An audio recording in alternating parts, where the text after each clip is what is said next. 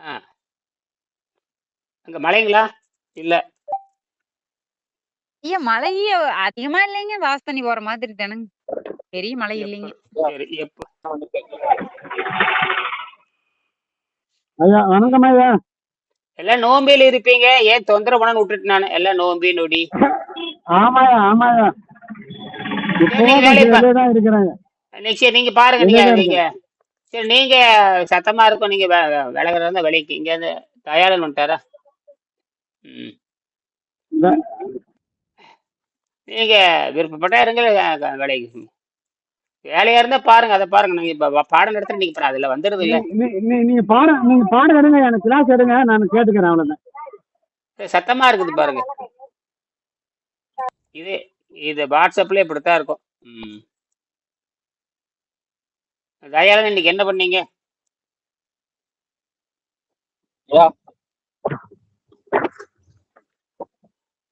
இன்னைக்கு என்ன படிக்கலாம் சொல்லுங்க, இன்னைக்கு என்ன படிக்கலாம்?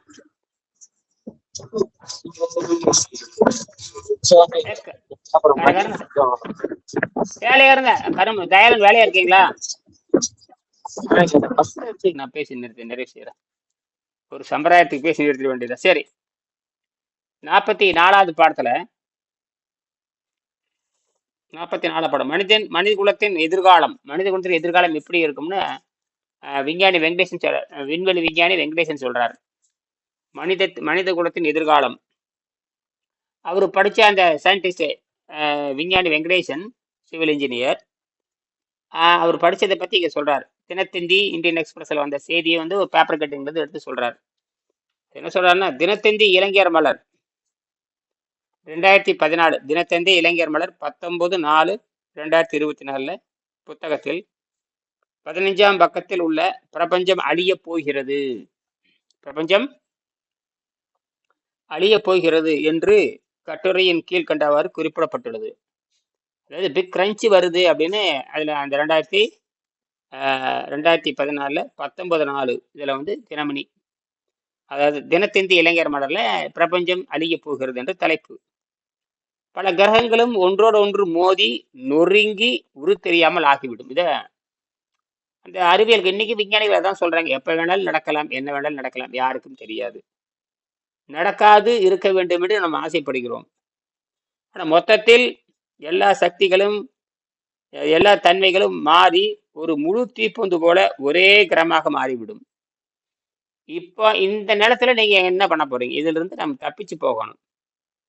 இந்த கோரமான உருமாற்றம் பிரபஞ்சத்தின் அடுத்த கட்டம் என்று மதிப்பிடப்படுகிறது. இல்லை, விஞ்ஞானிகள் சொல்றாங்க இந்த கோரமான உருமாற்றம் பிரபஞ்சத்தின் அடுத்த கட்டம், பிரபஞ்சத்தினுடைய அடுத்த கட்டம்.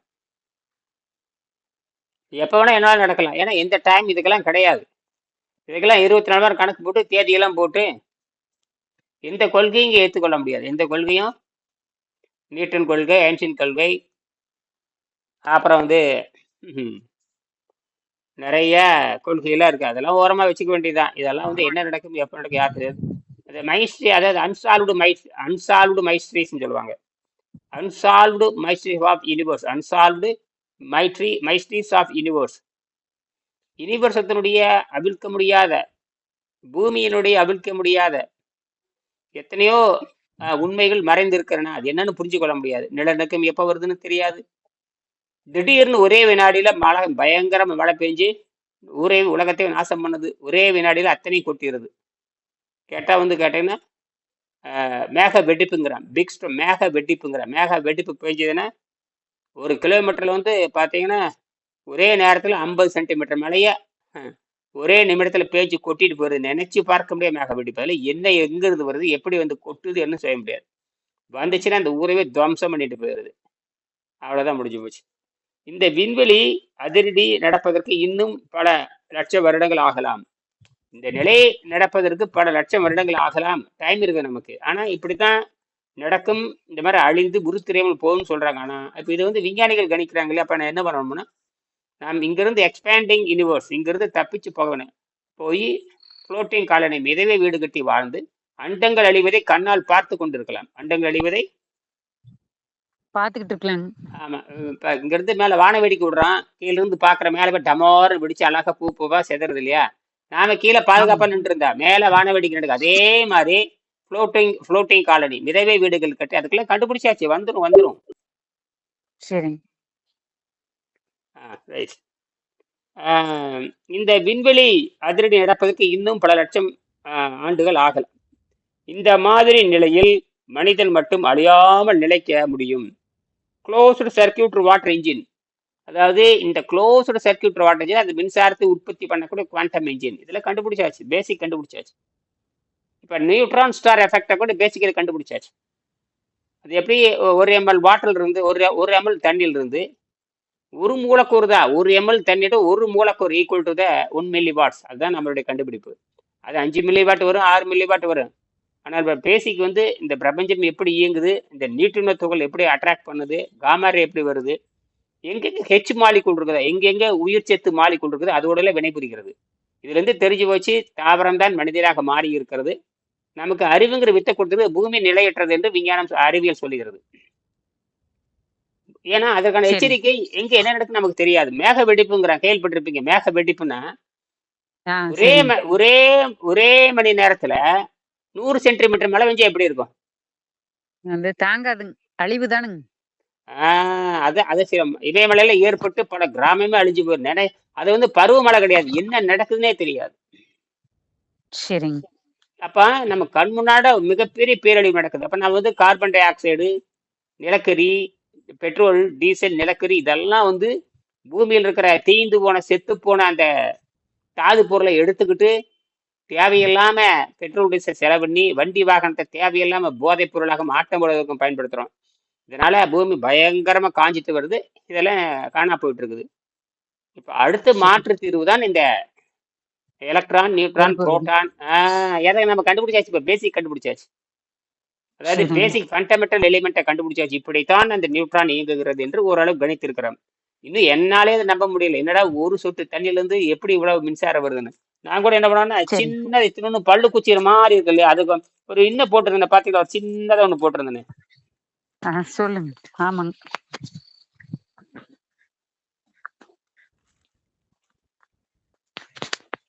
அது பார்த்துப்பீங்க. சின்னதை காமிச்சு பேசியிருந்தேன். இந்த மாதிரி இத்தினூன்னு தான் இருக்குது. இத்தினூன்னு தான்.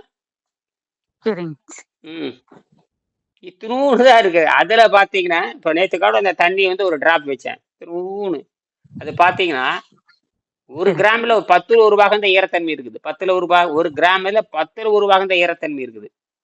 அந்த சரிங்க ஈரத்தன்மை அப்படியே 0.6 வோல்ட் காட்டுதுன்னா சரிங்க என்ன நம்பவே முடியல. என்னடா நேத்து வச்சேன்னு வச்சுக்கோங்க. அது வந்து பார்த்தீங்கன்னா தேன் சொட்டு சரிங்க மாதிரி. அது பார்த்தீங்கன்னா சின்னது பாருங்க, இங்க சரி வச்சிருக்கேன் பாருங்க. இது பார்த்தீங்கன்னா இந்த கூல் ட்ரிங்க்ஸ் குடிக்கிறாங்க இல்லையா, அந்த குழாய் இது. சரிங்க இத்தினூண்டு வெட்டி தண்ணி உள்ள போட்டு இப்படி கமுத்துனா கீழே வராது. ஏன்னா அது வந்து பிடிச்சிக்குது. சின்ன குலையா இருக்கிறதுனால. சின்ன குலை எப்பவுமே வந்து தன் தூக்கி கவர்ச்சியும்பாங்க. நம்ம தென்னை மரம் தண்ணி குடிக்குது இல்லை பார்த்தீங்களா, கீழே இருந்து தண்ணி மேலே போகுது இல்லையா தென்னை மரம். ஆமாங்க ஐயா. எந்த பம்ப் இல்லாம எப்படிங்க தண்ணி மேலே போகுது? அது உறிஞ்சிக்குதுங்க. அது பேர் கண்ணுக்கு தெரியாத துறைன்னு சொல்லுவாங்க. அது பேர் பள்ளிக்கூடத்துல படிச்சிருப்போம். அது பேர் தன்துகி சரிங்க கவர்ச்சிம்பாங்க.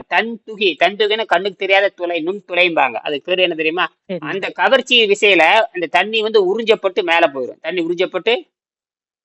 அந்த வேர்கள்ல அது இருக்குங்க. ஆமா, நான் அதுதான் விஞ்ஞானிகள். நம்ம தமிழ்ல வந்து வாத்தியார் சொல்லி கொடுப்பாரு. தன்துகி கவர்ச்சியின் மூலமாக நீர் உறிஞ்சப்படுகிறது. சரிங்க. அதே மாதிரி நம்ம உடம்பும் உறிஞ்சிக்குதுங்க ஆற்றலை.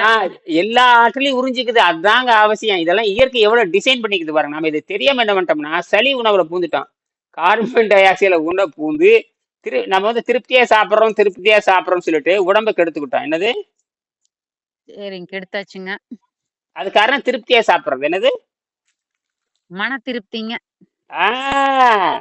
உங்களை வந்து ஒரு குறிப்பிட்ட கட்டத்துக்கு மேல இப்ப உணவு இல்லாமல் வாழும் கலை யாரும் சாப்பாடு வேண்டாம் சொல்றது இல்ல. இந்த சாப்பிட்டதை சுத்தப்படுத்திட்டோம்னா நியூட்ரல் பாடி ஆயிட்டா, நியூட்ரல் அதாவது நடுநிலை உடல் ஆயிட்டா, அது வந்து என்னன்னா பெருசா அது உணவு கேட்க மாட்டேங்குது. பெருசா தேவைப்படுறது இல்லைங்க, அதுவே விரும்புறது இல்லைங்க. அந்த நிலைக்கு போகணும். அப்ப இந்த உணவு விரும்பாத நிலைக்கு போகின்ற பொழுது 100 ஆண்டுக்கு அப்புறம் உடலும் வேண்டாம் என்று சொல்லிவிடும். என்னது? உடலும் வேண்டான்னு சொல்லுதுங்க.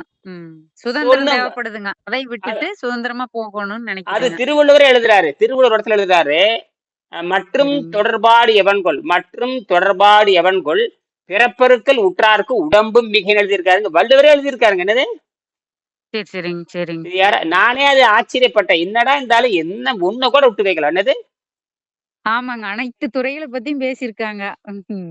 ஏன்னா இதுல நான் தனிப்பட்ட முறையில் ஆராய்ச்சி பண்ணேன். மற்றும் தொடர்பாடு எவன்கள் மற்ற மக்களோடு எனக்கு என்ன தொடர்பு இருக்கு, அந்த தொடர்பை உணர்ந்து நீண்ட காலமா புரிஞ்சுக்கிட்டு கடைசியில் எப்ப இலை வீட்டுக்கு போறான், கருமாதி வீட்டுக்கு போறான், கல்யாணத்து வீட்டுக்கு போறான், திருப்பி திருப்பி அப்படியே பண்ணிருக்கிறேன். எந்த முன்னேற்றம் இல்லாம அதே வேலை செஞ்சுட்டு இருப்பேன். எந்த முன்னேற்றம் இல்லாம. அதே வேல தானுங்க. செஞ்சுட்டு தான் இருக்குதுங்க. ம். அப்ப அப்ப வந்து இதெல்லாம் புரிஞ்சுக்கிட்டு அப்புறம் அவனும் செத்து போறான், இவனும் செத்து போறான், பார்த்தவன் பார்க்காதவன் செத்து போனான், நேத்து அத்தனை பேரும் செத்து அழுகிட்டு தான் இருக்கிறான். அதை திருப்பி திருப்பி பார்த்து என்ன நீ உணர்றேன்னு கேட்டீங்கன்னா இதுதான் நமக்கும் முடிவு. ஏன்னா சரிங்க. இந்த முடிவிலிருந்து சுயமாக எப்படி விடுதலை அடைவது, அதுவும் இவன் வந்து செத்து போறேங்கிறான், நம்ம சமாதிங்கிறான். அது 100 ஆண்டு அப்பதான் இந்த திருவள்ளுவர் எழுதுறாரு, மற்றும் தொடர்பாடு எவன்கொள் மற்றும் தொடர்பாடு எவன்கொள். மற்ற தொடர்பாடு எதுக்கு எவன்கொள் யாரு தெரியுமா? அதான் இந்த வேண்டான்னு நினைப்பான். எவன்கொள் அதாவது மற்றும் தொடர்பாடு எவன்கொள் பிறப்பெருக்கல் உற்றாருக்கு. இந்த பிறப்பே வேண்டான்னு சொல்றது இருப்பவங்களுக்கு உடம்பும் மிகை. இப்ப வந்து உணவு மிகைன்னு இருக்கும் பொழுது உணவு மிகையா போச்சுன்னு ஆளை கொள்ளுது, வேண்டான்னு சொல்லுது இல்லையா? இதே மாதிரி இதுல இருந்து சரிங்க. பாக்குறப்ப அந்த அந்த தானா அந்த சுயநிலை வரும். அதாவது சமம் கூட்டல் ஆதி சமாதின்னு சொல்றான். சரிங்க. அப்ப முதிர்ச்சி நிலை வரும். அப்ப முதிர்ச்சி வர்றப்ப சந்தோஷம் பிரிஞ்சிட்டு போயிடும். சந்தோஷமா சு பிரிஞ்சுட்டு போகுதுங்க. இது யாரும் தடை செய்ய முடியாது. யாருமே தடை செய்ய முடியாதுங்க. அது சரி, மகிழ்ச்சியான விஷயமா போச்சுங்களே. ம். இப்ப யோசிச்சு பாருங்க. நீங்க 100 ஆண்டு இருந்தா சரிங்க. என்ன, 1000 ஆண்டு இருந்தா அந்த திருப்தின்னு வரும்பொழுது அதுவே விடைபெற்று விடும். என்னது சரிங்க. அதுவே மன திருப்தி கிடைச்சிருதாச்சுங்க. அதுவே ஆமா. இதுதான் இயற்கையினுடைய ஆற்றல். இதுதான் இயற்கையினுடைய உச்சம். இதைத்தான் என்னோட கடவுள் பெற நம்ம இதுக்குதான் என்ன பண்ணா இந்த கடவுள் பேரால ஒரு பக்தின்னு வச்சுக்கிட்டு அதுல கடைசி இதை சொல்லுவான். இப்படி ஸ்டெப் ஸ்டெப்பா சொல்லி கொடுத்ததான் செய்வான். என்னது ஆமாங்க. படிப்படியே சொல்லி தரணுங்க. இந்த கல்வி முறையா. முறை இந்த கல்வி முறை தமிழ்நாட்டுல வெள்ளைக்காரனால் அழிக்கப்பட்டது. வெள்ளைக்காரனால வெஸ்டர்ன் பீப்புள் அந்த மேற்கு நாட்டு முண்டங்களால நம்ம அழிக்கப்பட்டது. அதாவது சரிங்க. தன்னையும் அழித்துக் கொண்டே உலகத்தையும் கெடுத்த மாதிரி வானரம் என்ன பண்ணுச்சு, தண்ணியை அழித்து காட்டையும் அழிச்சுன்னு கதை சொல்றோம் இல்லையா வானரம். அதே மாதிரி ஆமாங்க. பிரிட்டிஷ்காரன் தண்ணியை அழித்துக் கொண்டு உலகத்தையும் கெடுத்து கேடு செஞ்சிருப்பான் இந்த பிரிட்டிஷ்காரன். அதனாலதான் அவனுக்கு எந்த நோயும் குணமாக்க முடியும். அதுக்கு தான் நாம கையில் எடுத்துக்கிறோம். சரிங்க. இதோட நிறைவு செஞ்சுக்கிறேன். அப்ப இந்த ஒரு வார்டு அப்ப இதுதான் வந்து வள்ளுவர் அதையும் சொல்லி போட்டு தம்மினும் தம் மக்கள் அறிவுடைமை மாநிலத்திற்கு மண்ணுயிருக்கு எல்லாம் இணைந்தது தன்னை காட்டிலும் மக்கள் அறிவுடையாளர்களாக இருக்க வேண்டும்ங்கிறாரு. நான் மட்டும் அறிவாளன்னு சொல்லவே இல்லை. நீ இந்த அறிவை பயன்படுத்தி விண்வெளி எங்கும் போகுங்கிறாரு. சரிங்க.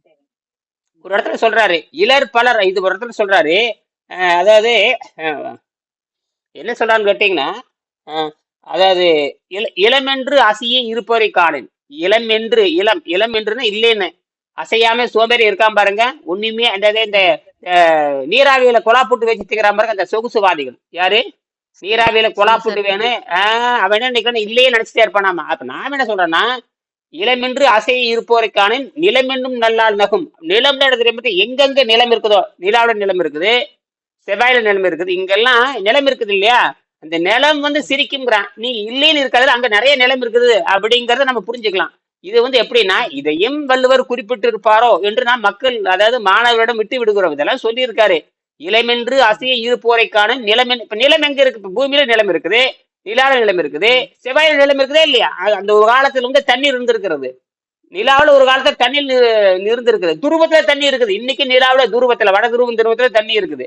அதே மாதிரி செவ்வாயிலும் துருவத்துல தண்ணி இருக்குது. இப்ப அடியில தண்ணி இருக்குன்னு கண்டுபிடிச்சிட்டானுங்க. அது என்ன கடல் இருக்கு என்ன சுவையிலுக்குன்னு தெரியாது. அது தண்ணி மாதிரி எதோ இருக்குன்ட்டானு குளிர்ச்சியா. அப்படின்னா என்ன இருக்குது? ஒரு காலத்துல தண்ணி இருந்து பூகம்பம் ஏற்பட்டு தண்ணி பூரா உள்ள போயிடுச்சு. பூகம்பம் ஏற்பட்டு போயிடுச்சுங்க உள்ள. ஆமா இது செவ்வாயில தண்ணி ஓடியதுக்கான ஆதாரத்தை கண்டுபிடிச்சிட்டாங்கல்ல. ஆனால் அங்க ஒண்ணுமே இல்லை. அதே மாதிரி பூமியின் ஒரு நாள் இந்த பூமி பிளக்கப்பட்டு இந்த 11 கிலோமீட்டர் ஆழமுடைய இந்த தண்ணியானது 5000 கிட்டத்தட்ட 6000 கிலோமீட்டர் வச்சுக்கலாமே. 6000 கிலோமீட்டர் ஆழம் உள்ள இந்த பூமி முழுங்கறதுக்கு எவ்வளவு நேரம் ஆகும்?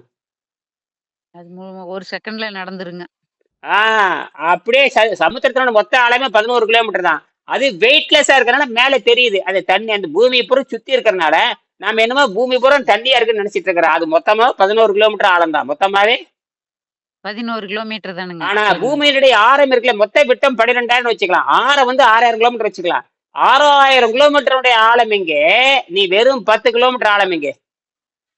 சரிங்க. ஏதோ ஒரு கிரன்ச்சி மேல இருக்குது, ஏதோ ஒரு ஓடு நம்மள அப்படியே லேசா தாக்கி பிடிச்சிருக்கு. சரி, போச்சாது போடான்னு என்னது சரிங்க. பொழைச்சு மவனே போங்குதுங்க. போல. எத்தனை நாளைக்கு அது என்னது? எப்ப வேணாலும் நடக்கலாம், ஆஹ், எது வேணாலும். எப்ப வேணா அப்படியே இல்லை. அப்படியே கீழே வந்து எரிமலை இருக்கு, அங்க சின்ன சூரியன் இருக்குது. எரிமலைங்கிற சூரியன் பூமியில உருண்டுட்டு இருக்கு, உருண்டு அது 10 கோடி ஆண்டு ஆனாலும் அந்த சரிங்க. எரிமலை அந்த எரிமலை அடங்காது. எரிமலை சரிங்க. அடங்காதா? சூரியன் மாதிரி இருக்குதுமா, 5000 டிகிரி இருக்குது. சூரியனுக்கு வந்து பல லட்சம் கோடி கோடி டிகிரி இருக்குது வெப்பம். இங்க பூமி வந்து கிட்டத்தட்ட 5000 டிகிரி இருக்கு. ஆனா பூமி வந்து 4500 டிகிரியே காணா போகணும். ஆனால் இந்த காற்று மண்டலம் இருக்கு பாத்தீங்களா, காற்று மண்டலம் என்ன பண்ணுதுன்னா பூமி பிடிச்சி அமுத்திட்டு இருக்குது. டேய் விரியாதே அப்படிங்குது. என்னது? சரிங்க. அது ஒரு அழுத்தத்தை குடுக்குதுங்க. ஆமா. ஆனா இது இங்க அந்த எரிமலையினுடைய அந்த ஹீட் உள்ள இருக்க சென்டர் கோர்ல இருக்கிற அந்த நெருப்பு பந்தினுடைய டிகிரி 5000 டிகிரி. சரி. ஆனால் பூமியினுடைய எல்லா பொருளுமே 4000 டிகிரில உருவக்கூடியதா இருக்கு. 4500 டிகிரி வந்தாவே உருகிரும். ஆனா நடுவுல 5000 டிகிரி இருக்குது.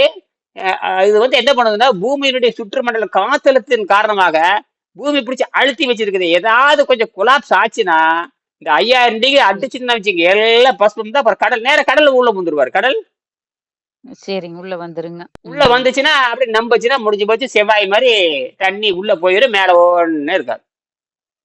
எல்லா இது உயிர்களையும் இன்னைக்கு அழிச்சிருதுங்க. அவ்வளவுதான். அதனால இது வருவதற்கு முன்பாகவே நம்ம என்ன பண்ணணும், ஃப்ளோட்டிங் காலனிக்கு போயிடணும். மிதவை வீடு. அப்ப நிலாவையும் நம்ப முடியாது, செவ்வாயும் நம்ப முடியாது. அதுக்கு தான் இந்த க்ளோஸ்டு சர்க்கியூட் வாட்டர் இன்ஜின் அவர் கண்டுபிடிச்சார். அதை விட சரி, சரி. அட்வான்ஸ்டா ஆர்டிபிஷியல் லங் நம்ம உருவாக்கலாம். ஆர்டிபிஷியல் லங் அது யாரும் மறுக்க முடியாது. அது வந்து விண்வெளியில் இருக்கிற வெப்பத்தையும் விண்வெளியில் இருக்கிற கடுமையான குளிரையும் விடுமிடத்தில் இருக்கிற அந்த ஜீரோ டிகிரி டெம்பரேச்சர் -269 குளிர்ச்சி சூரியனுடைய வெப்பம் இதை வைத்துட்டு மிதவை வீடு அங்க வந்து ஃப்ளோட்டிங் ஓடிட்டே ரன் ஆயிட்டே இருக்கும். அந்த மிதவை வீடு ரன் ஆயிட்டே இருக்கும். அதுல இருக்கிற வெப்பத்தை வைத்துக் கொண்டு அந்த வீட்டுக்கு தேவையான மின்சாரத்தை 10 அடி கை வெளியே வச்சோம்னா அதுல இருந்து மின்சாரம் வர மாதிரி பண்ணிக்கலாம். 10 அடி கை வெளியே வச்சோம்னா சரிங்க. அந்த மாதிரிலாம் டிசைன் பண்ணியிருக்கோம். எதிர்காலத்துல வரத்தான் போகுது. நோயற்ற வாழ்வு வாழலாம். சரி. மீண்டும் சந்திப்போம். நன்றி, வணக்கம். சரிங்களா? நன்றிங்க ஐயா.